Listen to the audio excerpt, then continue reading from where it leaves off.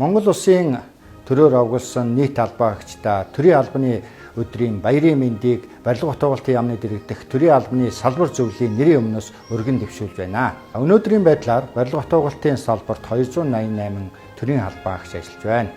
За манай салбар зөвлөлөөс доктортой мэргэжсэн төрийн албыг хөгжүүлэхийн төлөө бодлогын арга хэмжээнүүдийг авч хэрэгжүүлж ажиллаж байгаа төдийгүй төрийн албаагчдад зориулсан ажиллах орчин, нийгмийн баталгааны хөтөлбөрүүдийг хэрэгжүүлж байна.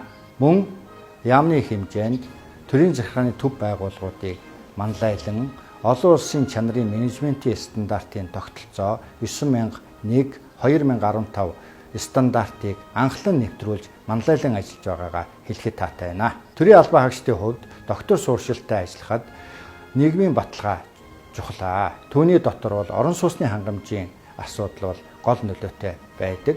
Тиймээс барилга утгуулалтын яамнаас эх жилүүдэд төрийн орон сууцны санг нэмэгдүүлэх эх 2 жилд 1000 хүртэл төрийн албан хаагчдыг түрээслээд өмчлөх болон түрээслэх орон сууцнд хамруулах ийм зорилтыг тавин ажиллаж байна.